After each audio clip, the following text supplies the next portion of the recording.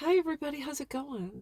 I want to talk about one aspect that it's really important to consider if you have recently gone through a loss, whether it's a divorce, long term partner breakup, you have disconnected from a friend, um, you're you've recently been subjected to parental estrangement, etc., or any situation in which you had regular hugs and kisses. In raising my girls, it was normal for me to tell them I love them, give them a hug, give them a kiss, etc., even when they were teenagers. And my girls, I don't think we ever went through a phase where they were embarrassed that I was their mom or whatever. And so I think when my children parted ways, it was a shock to the system because there was an adjustment where those hugs and kisses were gone. They no longer existed. I didn't have anyone I hugged or kissed goodnight on a regular basis. And after a while, I think I just accepted it and it became my norm. And then I went to, it was a veterans weekend for female vets that had um, gone through MST, military sexual trauma. And it was stated that a human being needs a hug once a day or every couple of days or once a week or whatever. It's important to do a heart to heart hug where you put your hearts together somehow when you hug. And when you are flying solo and you don't have that, it can be tough.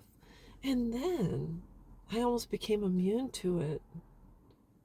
And unfortunately, the pendulum swung to the other side where I became uncomfortable with folks being too close to me. I I I wasn't afraid of being abused. I just think when you have had a lacking in physical affection for so long that you kind of, it almost becomes uncomfortable. I don't know if I'm repeating myself, but I think it's imperative. And then years went by. I had been disconnected from my daughters for almost a decade, and then I met my husband, and him and I, he's my best friend. Um, But it took a little while, and I explained to him when we first spent nice nights together. I said, I'm not used to sleeping next to anyone, so please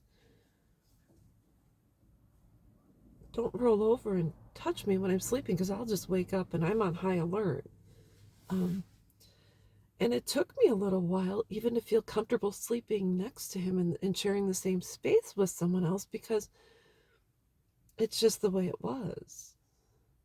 So I'm not saying there's anything wrong with affection. I just think when it comes down to it,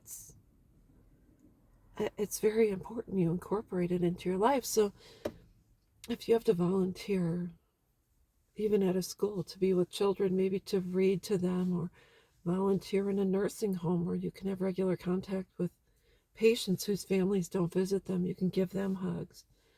Um, don't fall into that trap where it's null and void and you're thinking, I don't want to be touched again, because sometimes that happens. So, anyways, think about that and consider it. Or if you have a neighborhood pet, your neighbor has a dog, invite them over and give them hugs and kisses, just hang out with them, let them sit in your lap. Don't fall into that trap because it can be a lonely existence. So anyways, I'm in a better place today. I do love hugs and kisses, and I'm not like the most affectionate person, but I'm getting better. So anyway, that's all there is to it, and I will be back.